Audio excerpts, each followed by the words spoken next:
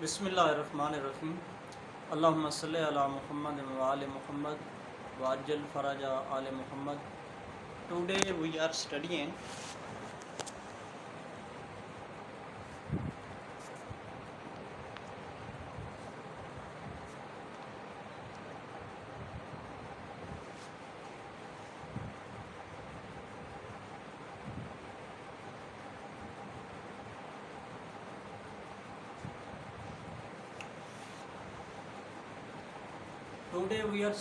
Landberger's method. It is used for the measurement of elevation of boiling point. सबसे पहले तो हमें इसके अपरेटस का पता होना चाहिए।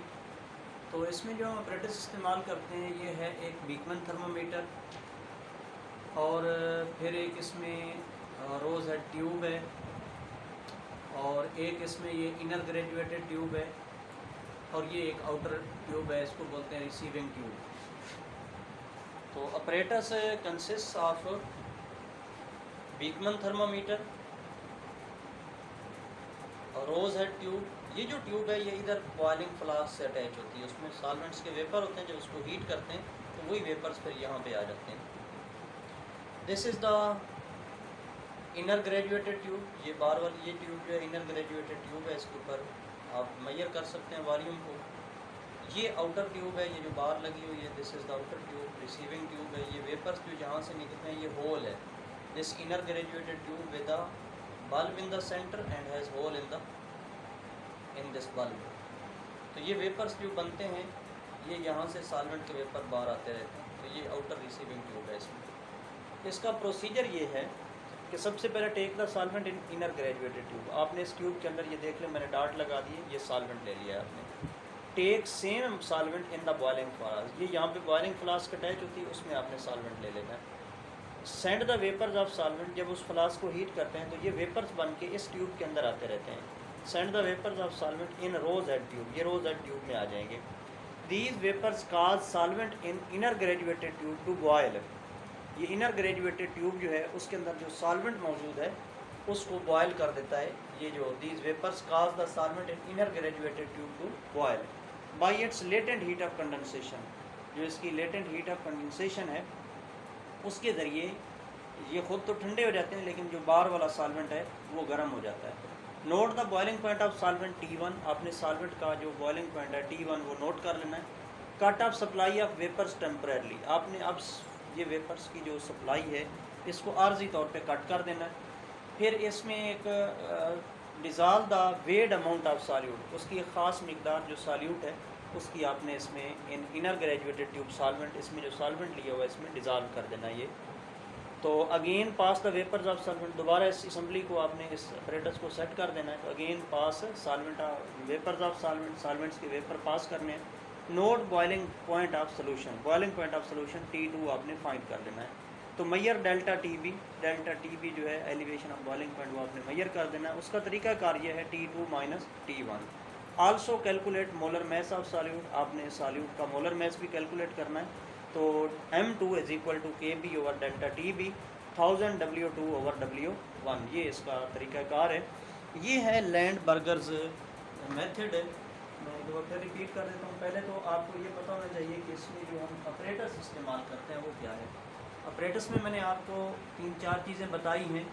एक तो बीकमन थर्मामीटर है, ये 0.01 केल्विन तक रीड कर सकता है। दूसरा इसके अंदर इनर ग्रेजुएटेड ट्यूब है। फिर इसमें एक ये रोज़ हेड ट्यूब है, ये जो निशान भी मैंने लगा दिया है।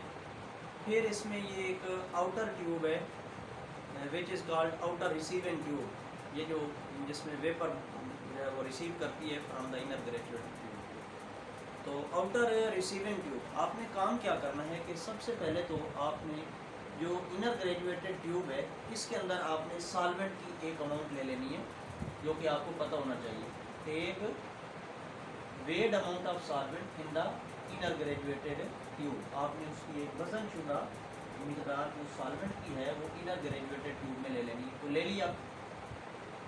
फिर उसके बाद आपने ये अपरेटस इस तरह सेट कर देना है। तो अब आपने जो बॉइलिंग फ्लास्क है उसमें सॉल्वेंट को हीट करना है। Take same solvent in the boiling flask. अब उसको जब हीट करेंगे तो send the vapours of solvent in rose head tube. आपने रोज हेड ट्यूब में ज़ाहिर है उसके सॉल्वेंट जो है vapours of solvent rose head tube में आ जाएंगे। जब वो रोज हेड ट्यूब में आ जाएंगे तो रोज हेड ट्यूब क्या है, डूबी हुई है किस में, सॉल्वेंट के अंदर। तो जब वो यहाँ पे आएंगे तो वो खुद तो वेपर ठंडे हो जाएंगे लेकिन वो जो सॉल्वेंट है वो गर्म हो जाएगा। तो इस तरह आते रहेंगे और बाहर वाला सॉल्वेंट गर्म होता रहेगा यहाँ तक कि वो जो सॉल्वेंट है उसकी लेटेंट हीट ऑफ कंडेंसेशन ये होता है कि खुद तो वो कंडेंस हो जाएंगे, ठंडे हो गए, वेपर्स लिक्विड बन जाएंगे। लेकिन जो वो हीट खारिज करेंगे उस हीट से जो बाहर वाला सॉल्वेंट है जिसमें वो डिप किया हुआ है रोज हेड ट्यूब को, वो गर्म हो जाएगा। तो एक वक्त आएगा कि वो बॉयल करना शुरू हो जाएगा। तो जिस टेम्परेचर पे वो सॉल्वेंट बॉयल करेगा हम कह देते हैं कि वो T1 टेम्परेचर है। तो आपने वो T1 टेम्परेचर को नोट कर लेना है। अब दोबारा आपने क्या करना है कि इस असम्बली को आपने ऑफ कर देना है। जो सप्लाई ऑफ वेपर्स है उसको आपने कट कर देना है एक टेम्परेरली आर्जी तौर पे। और फिर आपने स्मॉल पैलेट ऑफ सॉल्यूट यानी पैलेट कहते हैं टैबलेट को जो या small amount of solute to dissolve the small amount of solute in the solvent in inner graduated tube। जो inner graduated tube के अंदर आपने solvent लिया हुआ है उसके अंदर आपने थोड़ी सी मिकदार के अंदर क्या ऐड कर देना, वेट अमाउंट होनी चाहिए। आपको बाद में हमने वज़न इस्तेमाल करना है तो आपको पता होना चाहिए इतना वेट है, तो वो उसमें आपने हल कर लेना, हल करके सोल्यूशन बना लेना है। दोबारा आपने असम्बली को सेट द अपरेटस, दोबारा अपने अपरेटस को सेट कर देना है और सेंड द या pass the vapours of solvent through the rose head tube. Rose head tube में आपने उनको सेंड करना है। तो अब वो बाहर वाला जो सोल्यूशन है, पहले तो वो क्या था, सॉल्वेंट था, अब है वो सोल्यूशन, तो वो गर्म होना शुरू हो जाएगा। तो जब वो बॉयल करना शुरू कर दे तो ये टेम्परेचर आपने उसका नोट कर लेना है। It is the boiling point of solution. अब आपने सॉल्वेंट का भी बॉइलिंग पॉइंट नोट कर लिया और सोल्यूशन का भी बॉइलिंग पॉइंट नोट कर लिया। आपके पास दोनों का बॉइलिंग पॉइंट आ गया है। अब आपने निकालना है कि इसमें कितना बॉइलिंग पॉइंट बढ़ा। जो सॉल्वेंट है उसका बॉइलिंग पॉइंट है कम और जब सोल्यूशन का बॉइलिंग पॉइंट मेजर करेंगे तो T2 जो बॉइलिंग पॉइंट है ये ज़्यादा आएगा।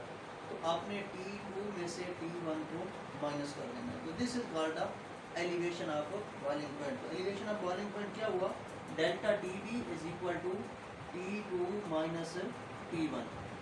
अब एक रिलेशन आप पहले ही पढ़ चुके हैं कि मोलर मैस ऑफ सॉल्यूट को हमने कैसे फाइंड करना है, ये मैंने पहले आपको ड्राइव करवा दिया है जब हमने कंसेप्ट पढ़ा था एलिवेशन ऑफ बॉइलिंग पॉइंट का। तो इसमें आपने M2 जो है this is the molar mass of solute. तो M2 is equal to Kb over delta TB ज़रब 1000 W2 ओवर W1। ये रिलेशन आपने याद रखना है, ये पहले हम पढ़ चुके हैं। अब इसमें Kb क्या है, ये आपके पास एक कांस्टेंट है। वाटर के लिए मैंने आपको बताया कि Kb की वैल्यू क्या है, मोलर बॉइलिंग पॉइंट कांस्टेंट या इबिलियोस्कोपिक कांस्टेंट, इसकी वैल्यू है 0.52 degree centigrade for water. Delta TB आपने यहाँ से मेजर कर लिया, तो ऊपर आपने Kb रखना है, डेल्टा TB पे आपने डिवाइड कर देना है। अब W2 ये है weight of solute, weight of solute आपने यहाँ पे रख देना है, divided by W1 this is the weight of solvent. उसे वेट ऑफ सॉल्वेंट पे आपने डिवाइड कर देना है।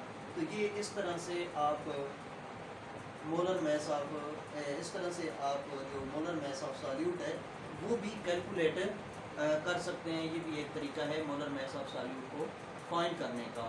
तो इसमें ये जो मेथड है this is called the Landsberger's method.